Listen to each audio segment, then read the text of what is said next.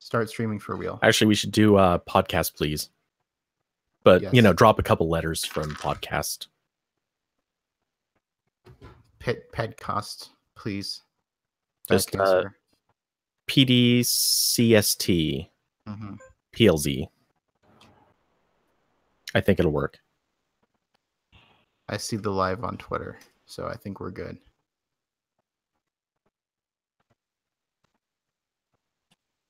And I've got the YouTube announcement. We already have 25 people watching on Twitter. 28, 22, 25. It's fluctuating a little bit. And now I can close the remote desktop window and the stream will keep running. It's amazing.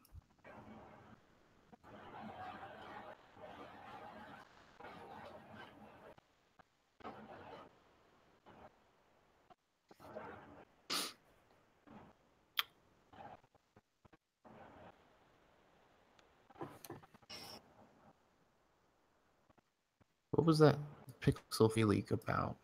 Oh, that one. Okay. Headphones, because why the hell not? Well, I mean, Ryan, you don't know this, but we actually, someone asked on the Q&A if we thought the Pixel Buds would be refreshed this year. And it looks like there's our answer. It is now a wired earbud. Well, those aren't Pixel Buds, though. They're probably not going to be called that. Pixel Buds Lite. They're just included Type-C earbuds, which fine. I mean, they include those because before, like, the only ones you could buy on the Google store were like $150, but they're great. I like them very much, but I would not buy them for $150. That's crazy. Yeah. Although I actually use them on phones that have headphone jacks because they have active noise canceling and they don't have like a battery because you plug them into a USB port. It's super handy. So like Samsung phones work fine with USB-C audio. The OnePlus 6 does not, which makes me sad. Yeah, and these are also confusing because some phones have the digitizer. Is that whatever the component is that converts digital into analog audio. DAC. A DAC, yeah, that's it. Yeah, some of these phones have a DAC, some don't. Audio over the Type-C thing, which is weird. I think Motorola phones, like the adapters they include, are like that, but the phones can do both. Yeah, I wish that was less confusing. But... Actually, I have a Moto Z3 right here. I should. Oh, geez. Yeah, I should like plug in some earbuds to that right now. Do we? I mean, I didn't watch the show last week. Did you guys talk about the Z3? Yeah, I think so. David made fun of it for a while, I think. That's fine. That's fine. That's what it's about, I think. Yeah. Oh yeah, now I remember when I scrolled down, Moto Z3 is the first one because I think I put. Oh no, I put someone make fun of the Xperia Premium on Ryan's behalf, and I put David ? And he did you proud, I think. He made fun of it for a while.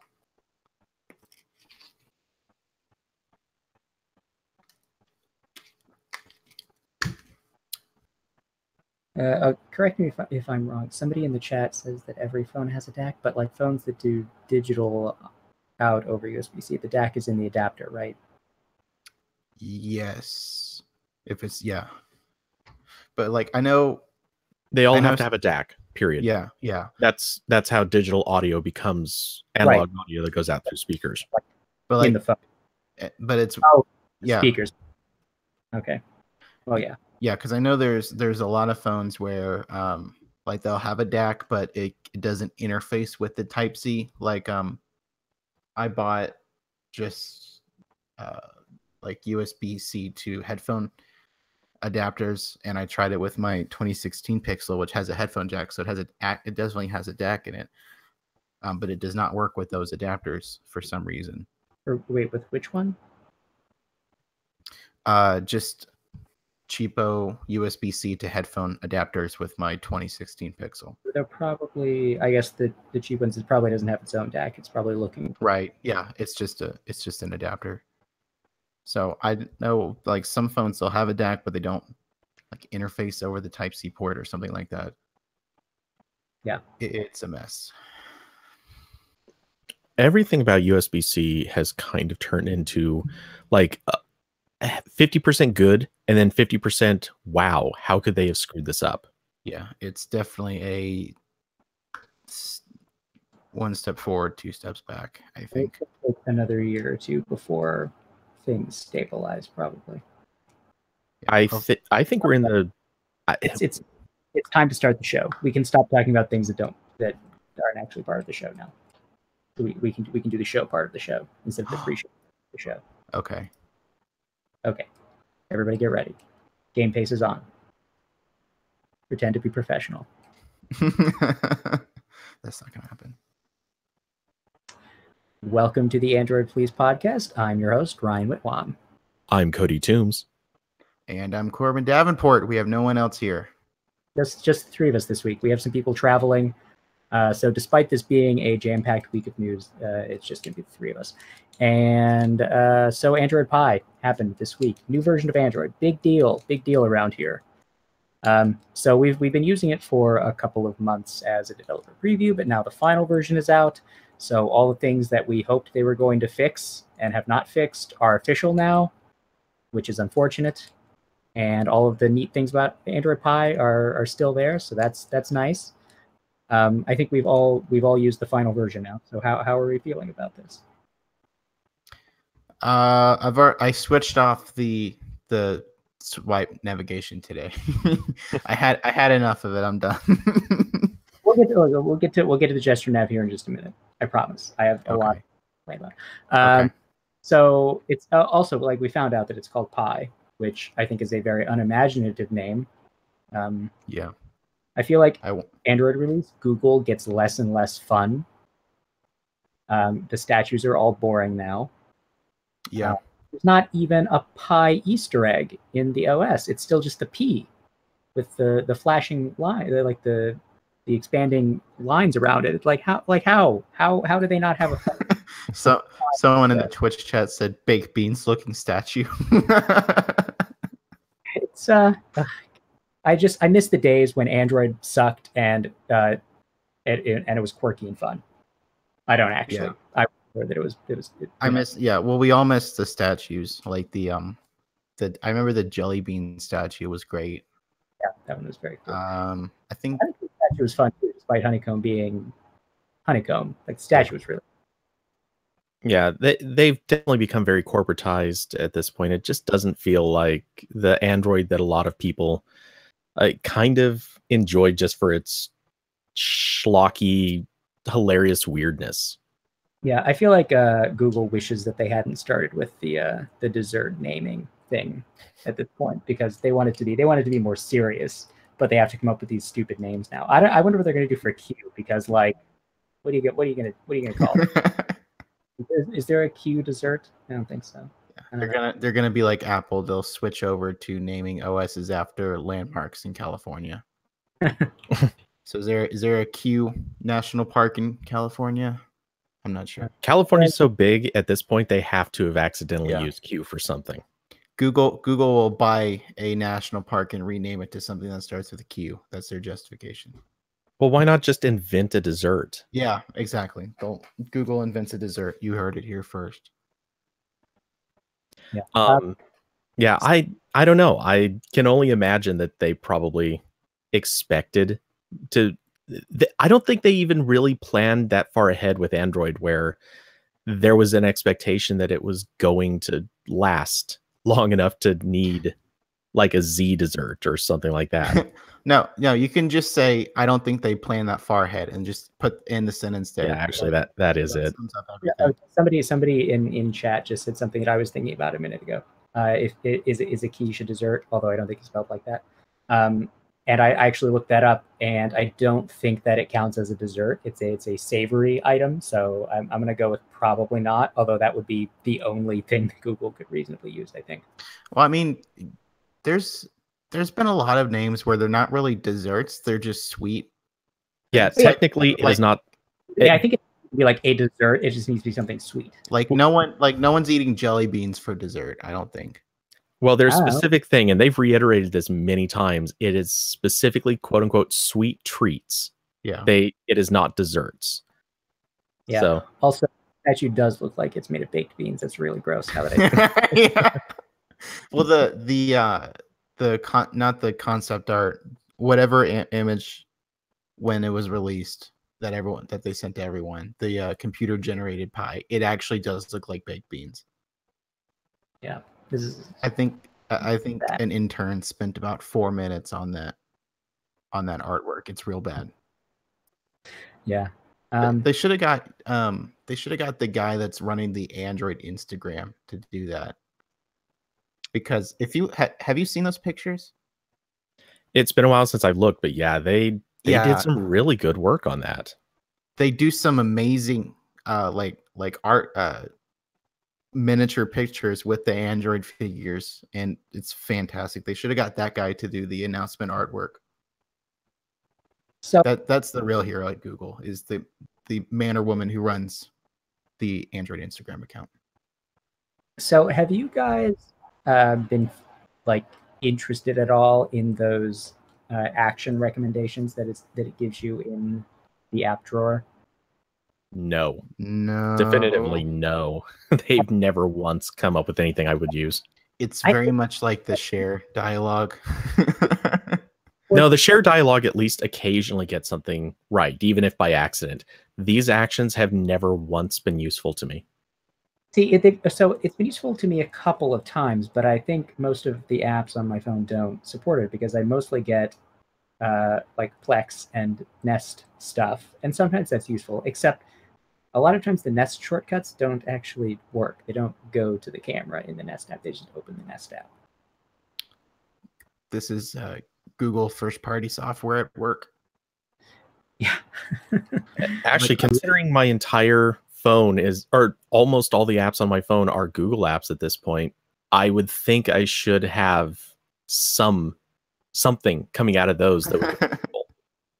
I'm looking at mine right now, and my two shortcuts are the Android Police in Slack and a shortcut to open podcasts in Pocket Casts.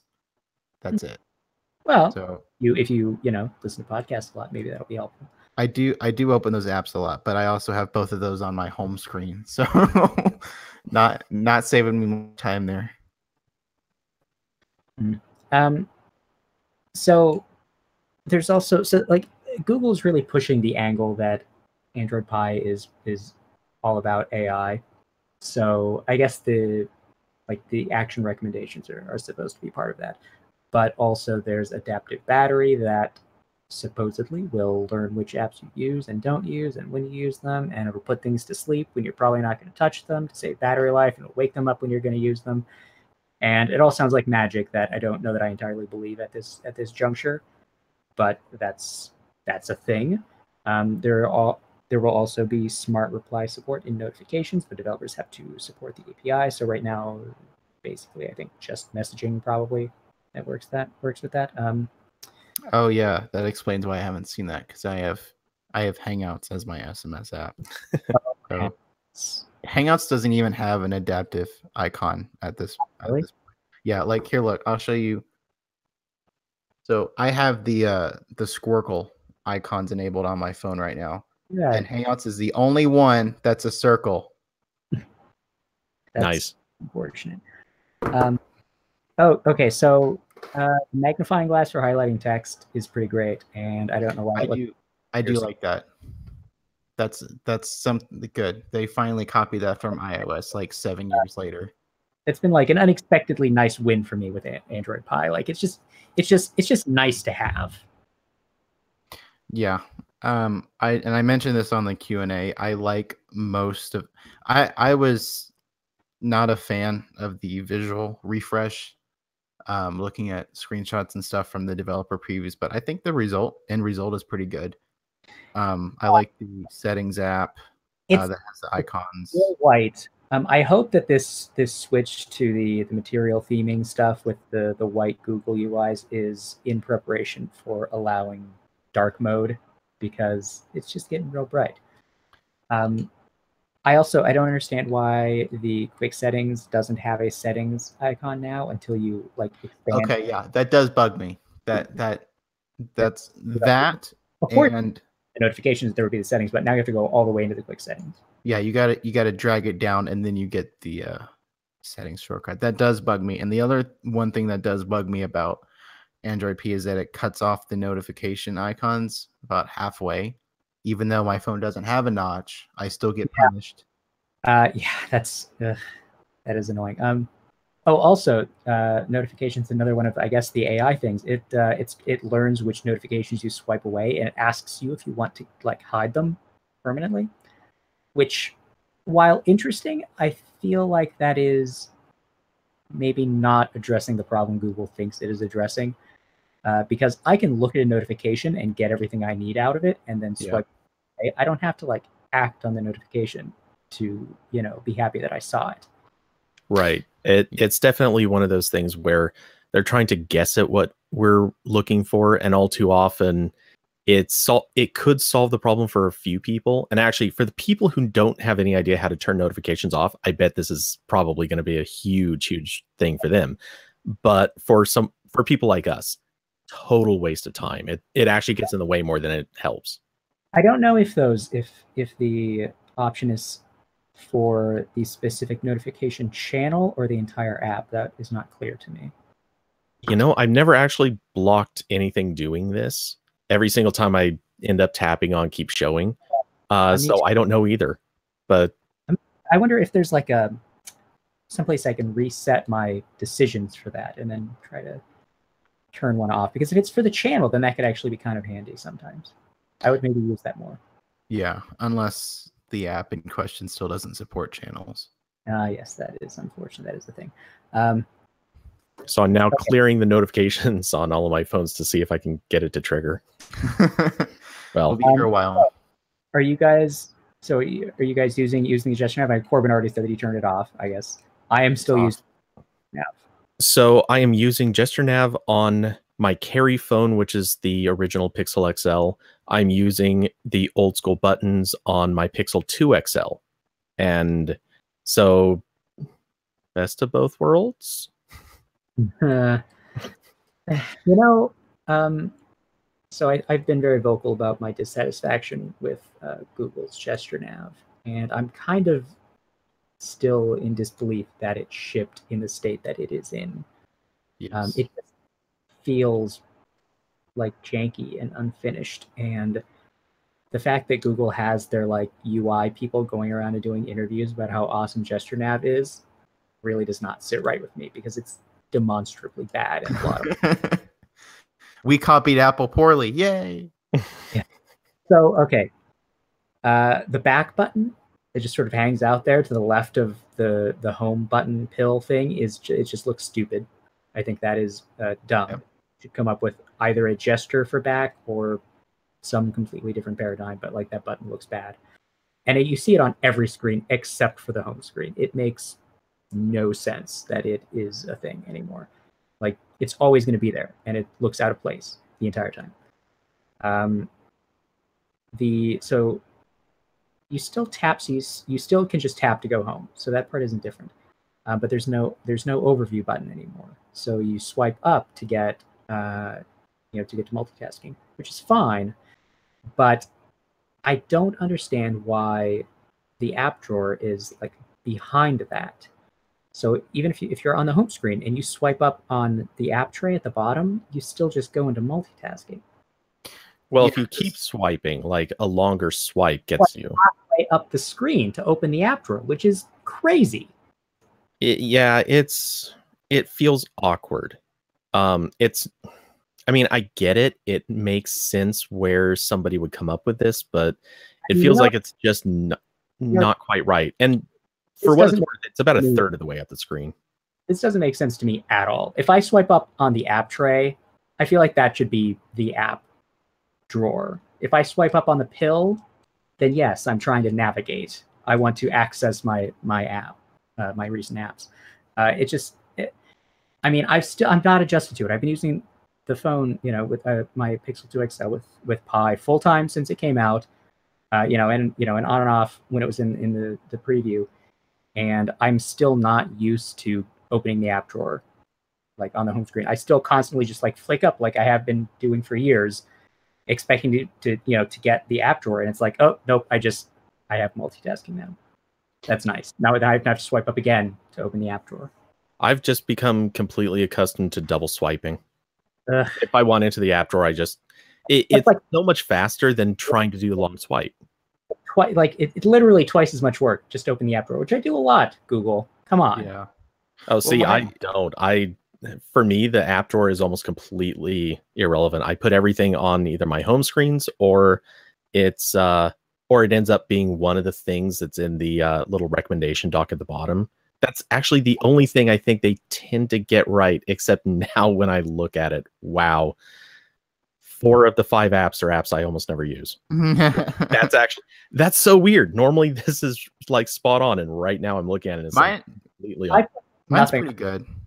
Maybe I'm unusual in that respect, but I don't like to spend a lot of time setting up the home screen stuff. Maybe because I switch phones a lot, I don't want to always have to be messing with that. I just go to the app drawer for almost everything. Well, to be fair, I also don't use a whole ton of apps. So because I do use one phone as a carry phone and I don't screw with that one too much, I guess I do put a lot more onto the home screen. But even then, the number of apps that I really use, if I wanted to pare this down, I could have it down to like 10, maybe 12 apps that just really need to be up front. The rest of it, I don't need that often. I will say that with the gestures enabled, I don't like how there's essentially 2 multitasking UIs. There's the one you get when you swipe up, and there's the one that when you swipe across. And they're each kind of different, and they don't have the same. Oh yeah, I see what which does bug me a little bit. It is odd. Although I like the swipe left and right gesture. I think that's actually a pretty cool way to do app switching in gesture nav. I'm fine with that. I don't have any particular issues there. Yeah, I would like it more if swiping left actually took you left and swiping right actually took you right, instead of like you having to always swipe right and then like move a little bit to the left or something. So. Oh yeah, so like how when you swipe to the right now, it just goes to the last app. Well, but yeah, I don't know how you would implement that when they have the quick switch swipe right. Yeah, and they have the back button also. That's making things more complicated. I like the quick switch thing. I think that's super handy. That's even better actually than the double tap we had before to quick switch. It does feel more satisfying. It's fun to just swipe, go back to the last app. Yeah, I like it. Though strangely, I can't explain it. The double tap, I took to that immediately. For some reason, the swipe, I think I took to it really quick early on, and then somewhere about like 2 or 3 weeks in, I lost the reflex to be able to use it. For some reason, it now just doesn't seem automatic or natural to do that anymore. So we heard this week that also Google is going to really push the gesture nav as the default on the next Pixel phones. So they're pretty serious about this. Yeah, we talked about that quite a bit during the Q&A, and the going feeling is that's a terrible, terrible idea. But as long as they leave it as an option to switch back, I don't think it's totally a mess. But if they do commit to it, it's going to be bad.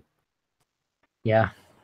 I mean, originally the story was that the buttons wouldn't be an option at all, but then Google clarified that, no, you'll still be able to turn on the buttons if you want. And I think most people probably will want. Another thing about gesture nav that I think is silly is that Google still has the black bar at the bottom. Like when you're in an app, the gesture nav still just behaves exactly like nav buttons. And I feel like one of the main arguments for using gesture nav is that you don't need to have that piece of the screen taken out. Because it's bad for burn-in, and it just looks bad on phones that have like edge-to-edge screens. It makes it look like asymmetric. You can like see the curve of the corners at the top of the screen, and at the bottom it's just the black bar. But yeah, keeping the black bar when you're implementing gesture nav seems weird to me. Yeah, it's just wasting even more screen space because instead of having 3 buttons, you just have this pill and then border around it. Yeah, and then and empty space next to it, and then the back button almost all the time because reasons, whatever. Yeah. Okay, so do we have anything else we want to say about Android Pie itself? The Essential phone got it day 1. That's kind of neat. I was leading into that, Corbin. I'm sorry. So the Essential phone got Android Pie. That happened. Wow, I didn't know that. On the same day as Pixel phones. So that was one of the preview devices that you could install the beta on. And yeah, I mean, this I'm sure is the fastest that a non-Google phone has gotten the new OS. So didn't Motorola once ship an update same day, or maybe it was even before some of the Nexus devices had it? I think some, but like I'm trying to remember which year this was. I think it was on Verizon, and they shipped it pretty quickly before some Nexus phones got it. But the OS had been official, like, out for a week or 2 or something before that. That sounds right. Yeah. But so, I mean, Essential is in all kinds of trouble as far as we're aware. Like, they canceled their second phone, and they're just sort of like languishing. But they're rolling out the new OS, so that's nice, I guess. Yeah, I am curious why the failing startup got their phone updated on day 1, but HMD, no word on Android P for the Nokia phones yet. Well, to be fair, what else is Essential doing right now? They've canceled a phone. That's true. Do they still have that home automation speaker? I'm whatever. No, I think that's gone. Yeah, I thought that was dead too. So yeah, it's entirely possible they're literally just sitting in the office twiddling their thumbs with nothing to do. And it's like, you know what? Let's just update our phone. That'd be awesome. Our fans will love it. Yeah. HMD is too busy making another number in their big lineup. Gonna get the Nokia 0. So back at I/O, Google made it seem like digital wellness was going to be part of Pi, but it's really just kind of a thing supported by Android Pie right now, and you can try it on Pixel phones. Like, it's in beta, like it's on the Play Store now. You can go and sign up, and you install the app, and it unlocks the menu in your settings. So the digital well-being stuff, it basically tells you how addicted you are to your phone. And it can be super, super annoying if you let it be. I have not tried this at all because full disclosure, neither have I. Really? Yeah. I joined the beta as soon as I could because it's just, an interesting thing to check out. I mean, it shows you how many times you've unlocked your phone, which can be an upsetting number, possibly. You've gotten. I've actually only unlocked my phone 30 times today. That's impressive. Well, okay, so I have installed it. I just haven't actually run it or turned it on yet. But in some small part, I almost don't want to see it because I know how depressing it's going to be. But I mean, the whole point of the digital well-being stuff is that you can control your usage. You can set timers for individual apps. So if you see on this, they have the dashboard breakdown. If you see like, hey, I sure am spending a lot of time in Instagram or whatever, you can just set a timer so you can't use it for more than like 30 minutes a day or whatever. And once you hit that, the phone's just like, nope, you're done. That app is closed. Come back tomorrow. Yeah, here's the catch though. If you decide, wait, there's something I actually have to do still, or I've got to make a change or whatever, you have to go into the digital well-being app, turn off, or I think actually completely remove the timer. I'm not quite clear on that since I haven't used it, but it's kind of hard to undo, which I guess makes sense. You don't want it to just be like, okay, you're done using this app now. If you actually want to keep using it, just press this button right here. Then it's like, the incentive to stop using the app is gone. Yeah, but maybe something in between those two. Well, it's on beta, so maybe, Yeah, that's fair. They'll update it so that if you want to reopen the app, you have to do 5 push-ups. Yeah. Oh, you want to open Twitter again? Okay, that's going to be 20 jumping jacks. Go. Oh, Exactly then you could even you could have it track how many jumping jacks you do, and then it will tweet that out to your followers. Yeah, exactly. Exactly. Hey, there was some app that did that.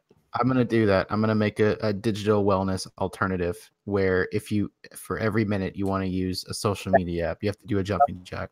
Like your physical wellness, like making you exercise. Yeah, wellness exercise. Well, hey, that's what Nintendo was kind of hinting that they wanted to do with the Wii. Or yes, wait, Wii and now, yeah, no, it was Wii. Yeah, and now every time I go to Goodwill, I see like 3 or 4 copies of Wii Fit. It's great. I'm not kidding. There's so many copies of Wii Fit. I'm sure they have more sitting in back. That had the I know, board, right? Yes, that was the one where you had the balance board, and okay, I actually like that game. I still have it. I still have the balance board. It is fun, but I don't think most people cared. Hence the copies of it at Goodwill. Yeah. All right, are we? So we're all finished up with the Android Pie. Yeah. Okay. Well, then let's take a brief respite from the news to talk about our sponsor, which is TunnelBear VPN. Do you need a VPN? Odds are you probably do, because your ISP is not trustworthy. I know mine's not. Well, TunnelBear is trustworthy. They are the only major VPN to have undergone a public security audit. You can read all about it on their blog. They have all the details. They've had their app code and their infrastructure tested to ensure that the data that goes through it, all your data, is all safe and sound and not doing anything shady. So, you just use TunnelBear. You connect to that on your desktop, on your phone, your laptop, whatever, and all of your data goes through the VPN. Your ISP doesn't know what you're doing. It's fun. They have servers all over the world and works with Netflix. A lot of VPNs do not work with Netflix because they have been blocked, but TunnelBear still works, which is fun. Also, their logo is a cartoon bear, which is adorable. It is really adorable. That by itself is really enough reason. So if you want to try a VPN, that is pretty cool, and you also want to support Android Police, you can go to tunnelbear.com/Android Police and sign up. If you do a year plan, then it is only $5 a month. It is less than if you go monthly, and you can try it for free. You get 512 megs of monthly data just to give it a shot. You don't have to pay anything for that. So go there, do that, get a VPN, support the show. And now we will move on to the Galaxy Note 9. Wow. It is not the 9th Galaxy Note because, as you may remember, there was no Note 6. Yes, and Samsung would like you to forget the Note 7. Yeah. So really, it's actually, like the 7th Note, because, the 7 doesn't really even count. They canceled that. Okay, so this is basically the phone that we thought it was going to be. It is a really big phone, 6.4-inch screen, made of glass, probably very slippery, something you will drop a lot, which is a problem because it's $1,000 to start. Oof. Yeah. You know what's funny though? Everybody's like hung up on that, which is good because $1,000 for a phone is a lot. Last year, the Note 8, it launched at like $930, so it's not that different. Yeah, and of course, this is just like last year where carriers are already running crazy promotions. Like I believe most U.S. carriers are doing. I know at least Verizon and I think AT&T. If you buy a Note 9, you actually get another Note 9. Wow, really? For free. Now, granted, with extra line. Yeah, you have to do an extra line, and I believe at least for one of those, at least for AT&T, it comes in service credit. So you still have to fork over $2K. That's pretty common. They're not just going to credit you the cost of the phone up front. Yeah, but still, that's like before the end. Like, you obviously stop getting service credits and you owe whatever's left on the phone.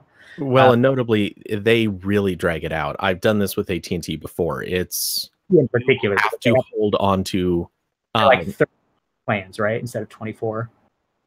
Yeah. it's, Plus, it's probably 36 months or something like that. if you pay off the phones early for any reason whatsoever, if you need to do anything that would affect the accounts those phones are attached to, they will just cease giving you any of that payback. AT&T is really, really uncool about this. But I mean, still though, like if you're the kind of person who buys a new phone every 2 years, like probably not a lot of our listeners, but like most regular people, then you know, a free Note 9. I mean, it's, you know, if, Yeah, and especially for, you know, people that have their significant other on the phone plan. It's like, oh, we can both upgrade at the same time. yeah. I mean, and it's, yeah, I mean, it's like whatever, like the payments, if you get it like on a standard like 24 month, it's probably like $39 or $40 every month. It's a lot of money to have two Yeah. of those on your plan. It makes sure monthly bill is significantly higher. Yes, but you get two of them. Yeah. Yeah. Or I think Verizon, and maybe AT&T also lets you pick a Galaxy S9 or S9 Plus if you don't want a giant Note for some reason. Yeah. I mean, if you can handle a phone that, you know, that big, it's not that much bigger than the S9 Plus. And it does have a significantly larger battery. It's a 4,000 milliamp hour battery. This is the first Note with like a huge battery, which is something people have been very anxious to see for a long time. Yeah. Do you think this was sort of reactionary? Because the battery was, I believe, the main complaint about the S9. I think this is probably because companies like Xiaomi and Huawei have just sort of standardized around having gigantic batteries in their like bigger phones and their like, you know, 6-inch and larger phones. Mm-hmm. Consumers are starting to expect that, and if they launched another Galaxy Note with a like 3,300 milliamp hour battery, that would have made them look kind of silly, especially if they're asking $1,000. Yeah. I mean, I guess if it's $1,000, it should really have a lot of everything. I mean, it does have a lot of things. Like the base model has 128 gigs of storage now, which is nice. Last year it was 64, and you can buy a 512 meg version that has 8 gigs of RAM instead of 6. If you're okay spending 1,200. That's really bad. That is too much. That's MacBook Pro money. Yeah, that's a nice computer for that. Yeah. That's crazy. But that's what Samsung's asking. I think it is worth that. So there are, other than the battery and slightly larger screen, there are a few minor changes this year. There is a new S Pen that has Bluetooth functionality, but doesn't really do the Bluetooth stuff that I would have expected. It's basically just Bluetooth for the button. So you can like press the button when it's not anywhere near the phone to like control the camera. And Samsung is going to have an API so that, you know, other apps can use the button, which like, okay, whatever. I was kind of hoping that it would act like, you know, a smarter Bluetooth stylus and would like understand things like the angle of the S Pen, but none of that is happening. Didn't it have that sort of functionality already, or no? Sensitivity, but it doesn't know anything about like the angle of, like, okay, like the Apple Pencil does. Right. Yeah. But so I mean, I will hand it to Samsung though. The way they handled powering the Bluetooth S Pen is pretty neat. So when you plug it into the phone, it charges inductively, but it doesn't have a regular battery. It has a capacitor. So when you take the pen out, you start using it, it'll run for about a half an hour. And when you put it back in the phone, it charges again in under a minute, like completely full. I will say the button on the pen does seem like a cool idea. If I mean, developers get on board. If developers do that, I mean, throughout the history of Android, creating a unique hardware feature and then saying we'll have an API has been a surefire way to not have anybody support your weird hardware. Yeah. Samsung is maybe big enough that that'll be okay. They might be able to convince enough people to like make things for the S Pen, but I don't know. I'm not going to hold my breath. I mean, I feel like, you know, I don't even think they've published the API docs, but I imagine this isn't very difficult to put in. Like maybe it would take developers a couple hours at the most to do. And I know Samsung, before Android had native multitasking, they had a fair amount of apps that added support for their own multitasking UI, I think. Yeah, some did, yeah. I mean, I guess we will see. Well, if there was some reason for the pen to have Bluetooth. That was kind of true back then. I think a lot of developers are losing interest in supporting Samsung's unique APIs. I remember not seeing a whole lot of it with the last Note that I had, and it seems like people are just losing interest in that. What was the other API features on the old Note? Just like better stylus, or oh geez, there was actually quite a bit. was it just like apps for like drawing and that kind of thing, like direct input? It was a lot of that. They also had some stuff for handling text, because the Notes had that really great feature. I love this, where you could select text on the screen, kind of the same way you actually can now in Android. That it actually became a native feature, but yeah, it was actually good using the stylus for that. Okay, that's cool. Yeah. Yeah, I don't know. And then obviously there's the initial problem that this is a $1,000 phone. The amount of people that are going to buy it is not going to be super high. So developers are probably not going to jump on this. I feel like Samsung is maybe not going to get the kind of sales that it wants out of this phone, because last year with the Note 8, there was a lot of pent-up demand for a new Note phone, because the Note 7 had been recalled the previous year. And there were a lot of people who just really wanted the S Pen and were hanging on to their Note 5s for dear life. And then as soon as the Note 8 came out, they bought it. And it cost almost $1,000, but whatever. Like, there were a lot of people who liked the Notes. This year, like, a lot of people still have their Note 8s and they're fine. I don't know if everybody's gonna like be cool rushing out to buy a new $1,000 phone. And the Note 9 doesn't really bring that much that's like a special big huge improvement over the 8. Am I wrong? I mean, I think probably the most useful change is the much larger battery. Yeah. I mean, the S Pen stuff is neat, but I don't think that's like a make or break feature. And doesn't it have... It has the adjustable aperture camera, which, like, whatever. That's kind of a gimmick on the S9. Doesn't it? It probably has the same, almost the same exact software as the Note 8, because it's still running Oreo. Yeah, it is. Yeah, I mean, I'm sure it is almost identical software-wise to the last year's phone. Is it 8.0 or 8.1? I think it's 8.1. It is, as far as I'm aware, the first device with an 845 dual cameras and Android 8.1. Gotcha. Yeah, I mean, I don't... Yeah, it's hard to justify this as an upgrade. Yeah. And someone in the Twitch chat said, is no stranger to expensive things. They sell a lot of expensive electronics, like, for example, the newly announced Galaxy Watch, which is going to start at $330 for a smart. Does it? Yeah, a lot. Does it have 4G? There will be an option to have a version with LTE. Oh Lord, that's more. It's like $400, $500, I'm sure. Yeah. But I will grant Samsung that it is very cool that they're releasing a 42mm and 46mm version of this watch. That is fantastic. The 46mm watches are kind of what a lot of smartwatches are, and they're too big if you have slender wrists. But the 42mm might be just the right fit. And that's the one that starts at $330. The more expensive 46mm one is, I think, $350 or $360. It's not too much more. Now, isn't the I can't recall watch sizes at the moment. Is the 42, is that closer to what most women's watches are, or is that still smaller? It's kind of a large-ish women's watch, but it is justifiable for, I think, a lady type to wear a 42mm. Okay. I do like that Samsung is doing that, though, because the vast majority of smartwatches are massive. Yeah, they're obnoxiously large. I mean, unless you have a pretty sizable wrist, I think a 46mm watch looks weirdly large. Yeah, especially the ones with 4G in them, like the LG Watch Sport. That's a monster.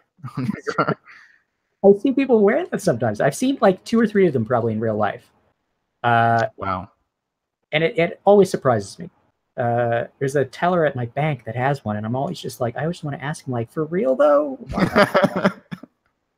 Although I think Ron Amadio still wears his watch sport, and well, yeah, nerds don't count. he's got pretty little wrists, so I think it's really a commitment for him. This watch runs Tizen, if we haven't made that clear. It is not a Wear OS device, as was rumored a few times. It's still Tizen. Womp womp. I mean, kind of. I mean, yeah. Tizen's app situation sucks, like real bad. Yeah. The battery life is way better, and I kind of like the way it handles notifications compared to Android Wear. Or I'm sorry, Wear OS. Yeah, I'd be for trying Tizen. Sorry, I almost said Tizen at some point. Because really all I use my smartwatch for now is notifications. Like I almost never open, like the only apps I ever touch on this watch are Authenticator and occasionally Keep, like once a month. That's it. Yeah, when I do wear OS devices, which is not super often, I do use the Keep app. I use the Nest app a fair bit. It's just, yeah, I mean, apps on a smartwatch aren't like a make or break thing for me. So the new Samsung watches will have Bixby, which is not as good as having Assistant, but better than the S voice functionality that the last round of watches had. Like, that was just useless. Like, you didn't have S voice on your phone or anything, so there was no internet. Mm-hmm. And S voice did basically nothing. They have now whatever. Does Bixby on the Galaxy Watch have vocal responses? I don't know. I don't think these have speakers. Oh man, that sucks. I'm not sure. I mean, I'm making the assumption that they don't, because there were like 5 atmospheres, and that's hard to do with a speaker. Gotcha. Yeah, that's one of my biggest complaints with Google Assistant on Wear OS is that even with watches that have speakers, Google Assistant doesn't have any sort of audio feedback. Yeah, that is a really strange decision. Yeah, I've never understood why. I mean, I get it. Like it'd be kind of weird but like I feel like if you're talking to your watch, then it makes sense to hear the words back. Yeah, I guess. I mean, I turn off the audio on my phone when I'm in public because I don't want it to make noise. So I don't know. Yeah, I mean, I don't really use. I really don't use Assistant at all on Wear OS because most of the time I get the like an error occurred or something when I try to do anything. And also this is a Huawei watch, so it's pretty old and it's kind of slow. So it's a lot easier if I just get my phone. So the new Galaxy watches will be out apparently just later this month. And then LTE versions will be on most carriers later this year. We don't have a release date for that version. We also do not have a release date for the Bixby powered Galaxy Home, Samsung smart speaker. They also announced that it was an April Fool's joke a few months ago. Now it's real. It looks weird. I know I said that already, but it really does. It's like you know what it reminds me of? It's like if somebody was if you're like fancy and you're gonna have a soft boiled egg and you have a little egg holder. You set that down and then you smack it with a spoon and you take the top off, and like that's what this looks like. Yeah. It looks like a retro futuristic thing that would be in Fallout almost. Yeah, it has like this weird tripod base that just sort of like the legs just sort of like appear out of the bottom of this vaguely egg-shaped device. And it has an 8 microphone array, which I don't think you should have to have 8 microphones. Isn't that what the Amazon Echo had? Yeah, I don't think the new ones have that many, but I mean like Google Home hears me just fine. It doesn't have 8 microphones. But there's a lot of microphones. It's generally kind of unattractive. I don't know how it's I haven't heard it in person.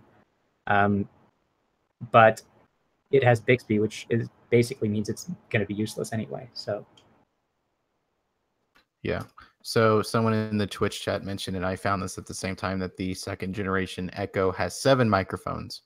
So Okay. Samsung is one ahead. They're clearly the winner in this category. Well, and as we know, Amazon is all about having like 1 to several more of something than anybody else has. So we should expect the next one to be 10 microphones. Yeah, we got to get more microphones. Okay. Do we have anything else to say about Samsung? I'm gonna wrap that up. Not a thing from me. No. I Then kind of want the speaker if it didn't have Bixby. Yeah, that's weird. I mean, just buy. I'm sure this is going to be way too expensive. There will be plenty of assistant-powered speakers you can buy that will be reasonable. Yeah. Well, I'm noticing that a lot of these, it looks like a high-end smart speaker like the Google Home Max, where they're prioritizing the sound quality. So I'm sure this will be absurdly expensive. It's probably going to compete with the Apple, whatever their speaker. The HomePod, yeah.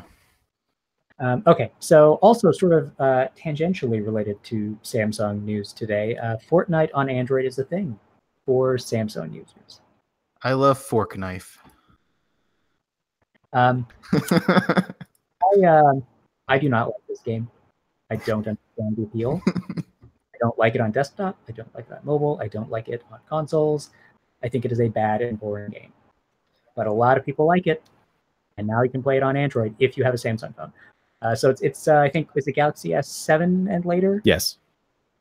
Yeah. So if you go to either your game launcher, which you probably don't use, or the Galaxy App Store, which you probably don't use, you can download the Fortnite installer, which then runs on your phone and downloads the actual game, because that's just the way Fortnite works right now. Probably forever, I guess, since they're never going to release it in the Play Store. Yeah, I mean, you can install it right now. It's technically a beta, but who knows? I mean, I've heard that it doesn't run very well. I haven't run it for more than like a few seconds to make sure it physically loaded, like it was a game.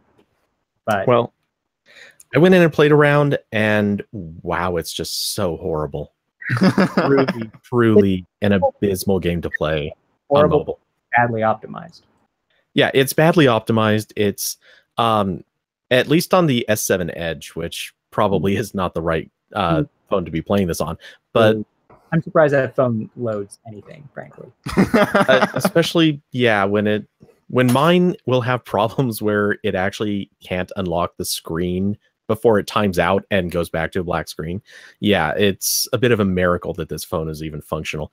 But the game is so horrible on here. And it's I don't think it's got anything to do with the phone. The performance was actually not that bad. Though I think it just scaled the graphic quality way down. It's that the game just plays terribly on a screen this size. You need as much visibility as you can get, and your thumbs are going to be in the way of everything. Yeah, shooters on a phone are bad. They've been bad for 10 years. I don't know what kind of maniacs play first-person shooters on touchscreens. Yeah, it is crazy to me. But apparently, millions of people have been doing it on iOS. I mean, and PUBG has been on Android for a while. People play that. Again, I don't understand how or why, but that's the thing. Yeah, my entire experience with Fortnite was downloading it on the Switch the day it came out, and I tried to play a few rounds with my friend who had played a lot of it on PC, and that usually involved me dying and then spectating him for 15 more minutes while he ran around and killed people. Yeah, I just can't. I hate battle royale games. Yeah, I'm not a fan either, though I have to admit the games themselves are terrible, but strangely, it is probably the one and best thing to watch streamers do. Streamers are at least entertaining when they're playing these.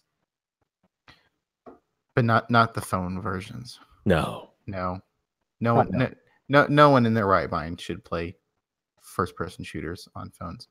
This feels like the worst fad. So the APKs for this exist. You can download them, but they won't install or load one or the other on your non-Samsung phone. So eventually it'll come to other Android devices, but not right now. Well, and that eventually, isn't that a really really soon thing? Wasn't this a very short-term exclusive, It's, like within days or a couple weeks yeah, or something? I believe it's 3 days, I think. Yeah, why are they having an exclusive that's that short? I bet that it was probably longer, and then Epic Games realized that that was a stupid idea. Which, yeah, it totally would be. And I would agree with them. They cannot benefit by holding back this game for that long. It would actually lose all of the appeal, and they will never get anybody on here because too many people have played it on the Samsung phones and gone, wow, this sucks. Why would you do this? And thus they might as well at least open it up as quick as possible. And Samsung probably held them to, we need an exclusive, even if it's just a few days. Yeah, is reporting on the rumors leading up to this was that like it was going to be like a month or 2 months or something of exclusivity for Samsung devices, which would have been a very long time, especially when it's an online game and the quality of the experience is based partially on how many people are playing it. Yes. But So I don't.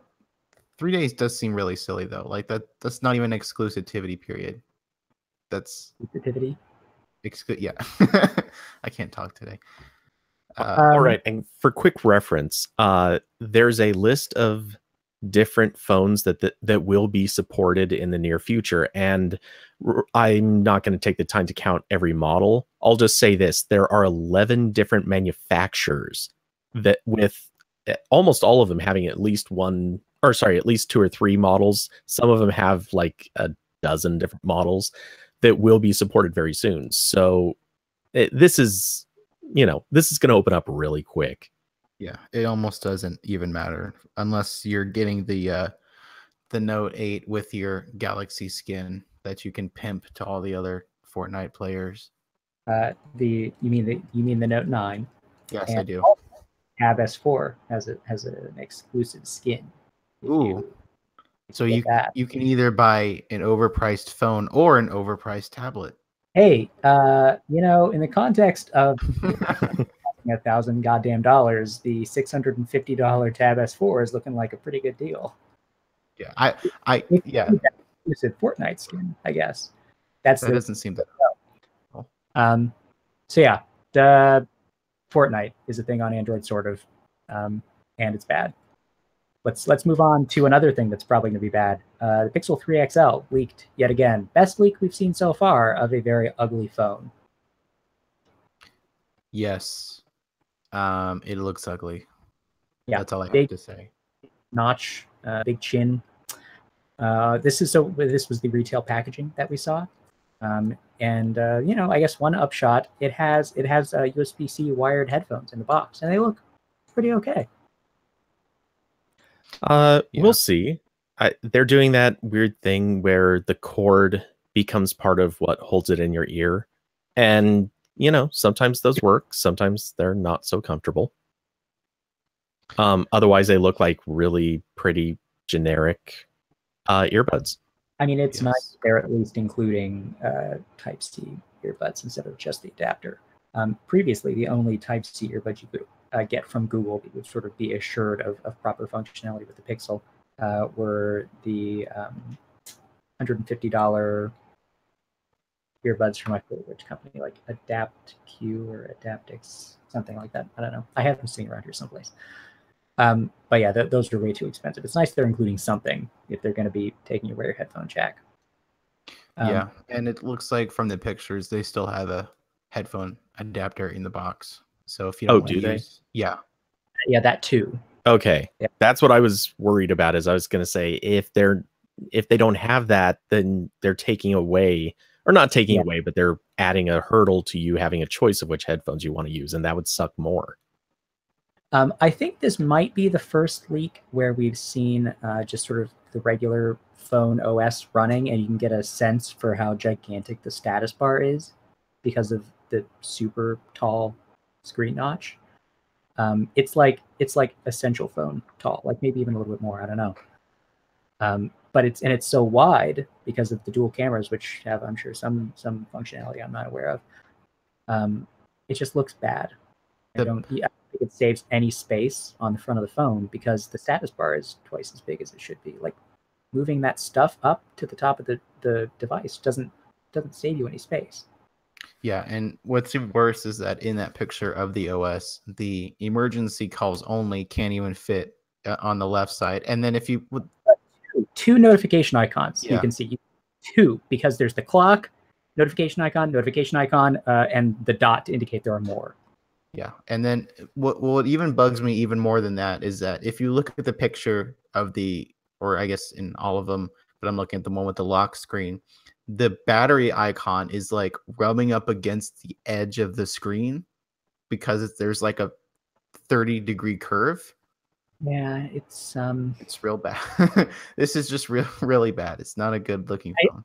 I feel like this does not speak highly of Google's engineering talent. I know they just like got all those engineers from HTC, but man, if this is an all Google design, it has problems. Didn't the U12? No, U12 did not have a notch. No. I thought HTC released some phone with a notch. I don't think so.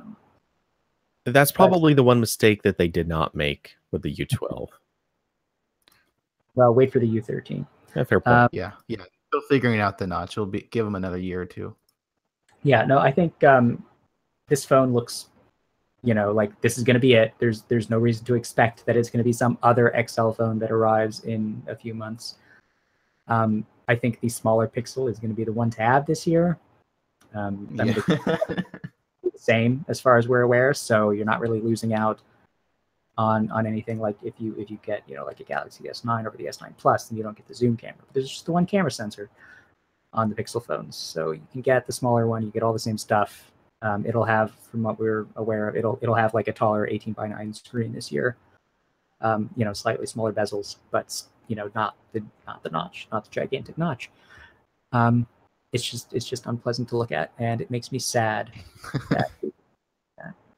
Someone in the Twitch chat said, "I dearly hope the camera is God tier because I don't know why people would buy it." Yeah, the camera. I really hope there is a good improvement with the camera, but I feel like because there's only one sensor, it's not going to be a crazy improvement. It's just going to be slightly better. The Pixel 2 XL camera, Pixel 2 camera right now is still the best that you can get. Nothing this year has beaten it. So even if they improve it not at all, it'll still probably be like the one to buy. Right.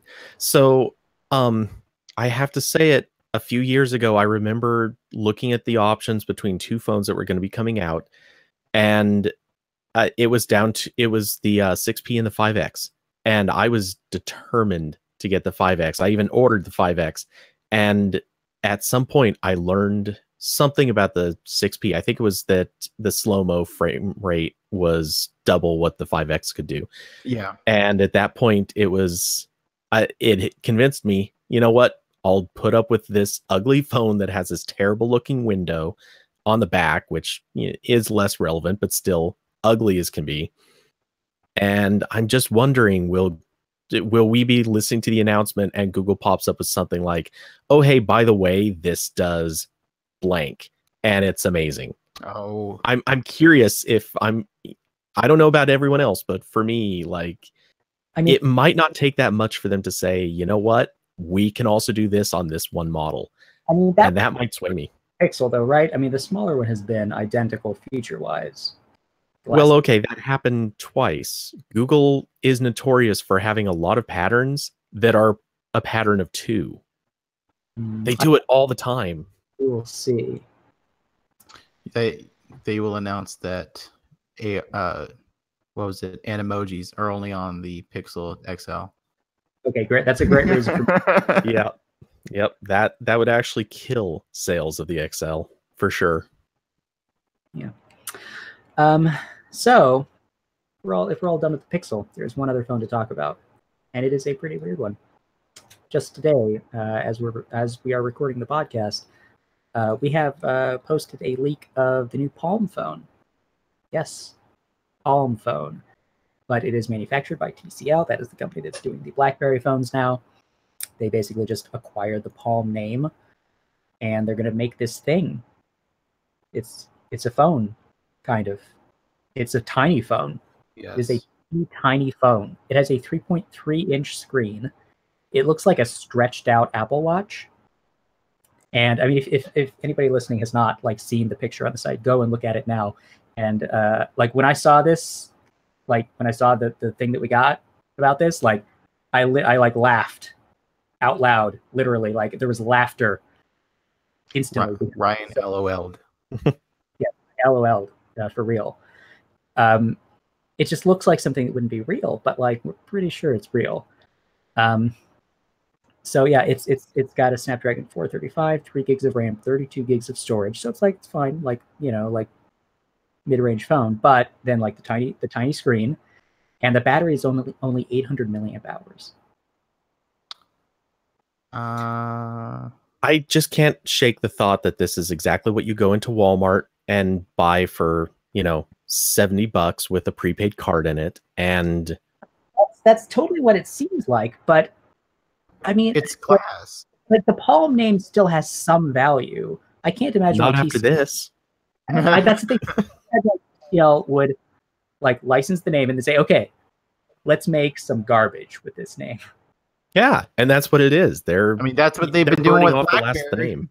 And it's gonna be a Verizon phone. Like it's gonna be on Verizon. Yeah. Verizon notorious for selling these like cheap $50 prepaid phones. You can go in and like get in like the plastic clamshell packaging or whatever.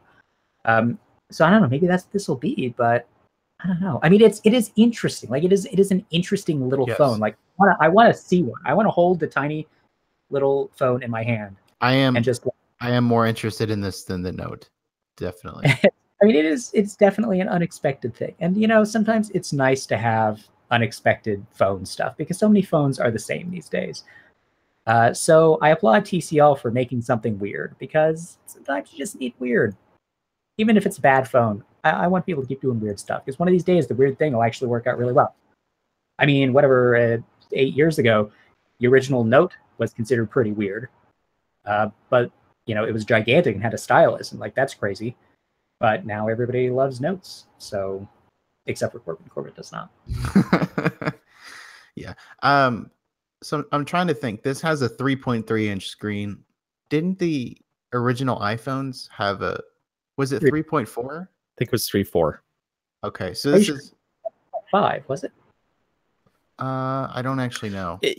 At that size, nitpicking over the point hardly even makes a difference. Well, that 0.1. Every 0.1 inch will help.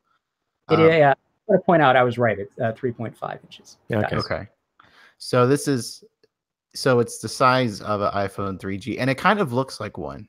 And it's it's in between the size of the original iPhone and the first Android phones. The first Android phones had like 3.2-inch screens, I think. This is kind of like was the Dream even that big? Or the HTC G1 or whatever name you want to call it, it had like 7 names. See, I'm just very, very confused about what the target of this will be, because the specs say this is a $60 phone at Walmart, but when you look at the design, I mean, I can't tell if that's glass on the back. Yeah, I mean, if it's plastic, then this is definitely a cheap phone. Yeah. If it's glass, then it's maybe a lifestyle phone. Like, do you want to buy this quirky little phone? It's $400, and it's got the specs of a $200 or $100 phone, but it's real weird looking. No, guys, I know exactly where they should have sold this. This is a Kickstarter phone. Yes, it's it is competing against the Kickstarter phones like that. What was like the 3-inch, the tiny phone that went on either Kickstarter or Indiegogo like a year ago. I remember what you're talking about, but I could never tell you the name of it. I can't remember the name. It's right here. There we go. Ryan's oh, got geez, really? It's. I think this is only like a 2.8-inch screen or something. It is ridiculous, and it's not even turning on. But I know it is. It's hilariously small. It's ridiculous. It's cute. Also, I'm confused about the logo on the back. Like that, I don't think Palm ever used that logo. No, I don't believe they did. I'm not sure. I swear I remember seeing not that exact thing, but something very similar to that. It's just weird. Like, why would you pay, I assume, a lot of money for the Palm name and then completely change the brand? That seems strange. Was it a lot of money? I mean, It might have been more than $10. That's my guess. Any of us would spend on the name for a company once very well regarded. Well, what are the odds that they maybe, I don't know any of the background deals on this, no clue what's going on, but what if Palm had some maybe some patents and some other valuable something laying around? What if they picked it up all for that stuff and the brand name was just sort of like, here, you can use it if you like? I'm pretty sure that was all separated from the name. Yeah, I think I'm trying to remember. I think they're licensing the name from the company that bought the name. Like, they're not licensing from HP or who bought Palm. Oh, right. Let's see. PCL Palm. I'm trying to find. Okay. Or maybe, what if they're, I don't know, just to throw it out there, maybe there's some sort of a profit share sort of deal. Like, for every unit that sells, they give $1 or $2 to the actual owner of the brand name. You know? Okay. So it turns out I searched our older coverage, and it turned out TCL acquired the rights to the Palm brand from HP in 2011. So they actually bought the whole name. Okay. Time ago. That was like, it's like right after HP screwed up. Yeah, that's they got to the they got to the remains pretty quick there. Pretty good deal on it, because that was like back when everything was on fire. Yeah. Well, maybe it was just such a stupid deal. Like, why not take it? HP wanted to disassociate from Palm as quickly as possible. They're like, here, you can have the name, just get it away from us. The irony is, I can imagine anyone who still felt anything for Palm was also thinking, please disassociate us from HP. Yeah, exactly. Get HP away from Palm while it's still some dignity. And in the end, neither of them had any. So this little phone has been in the works for 7 years. You know, probably given the look of it, that actually sounds about right. Yeah. They made the frame 7 years ago, and then they realized that this is the not the turning phone. What's the vaporware phone? Well, there are several. There was the Turing phone. There's the Sega's V squared. Segas, yeah, this is the Segas. They made the specs 7 years ago, and they decided, okay, we'll get it out of storage. We'll put a kind of a newer chip in it, sell it. Yeah, there was also this tiny phone, future phone. There have been a lot of really great vaporware phones over the years. Yes, and they're endlessly entertaining. Yeah. All right. Well, I believe we've gone through all the topics we can go through this week. Lots happened, but we've run through all the important stuff. So I think we'll call it. Yes? Indeed. Yes. Okay. All right. So if you want to get in touch with us, you can drop us a line, podcast@androidpolice.com. And also remember to check out our sponsor, Tunnel Bear, at tunnelbear.com/androidpolice. And we will catch you next time. Good night, everybody. Thank you, Cody, standing in for Jordan. And also, since we're kind of in the close, quick point to anyone that's interested in catching us live. We are now also doing Tuesday nights, a Q&A session, and those are not going to travel out through the audio podcast channels. We're not putting it up on YouTube. We're just kind of doing a live stream on Twitch. So if you'd like to ask us any questions, please show up on Twitch. Yes. We'll try to have a rotating cast of characters. It will not be all of us on every week, but hopefully we'll get some different people to show up and answer your questions about phones, presumably. Someone has to say goodnight. Oh, do we have to do that again? Yeah. Oh, good night, everybody. There we go.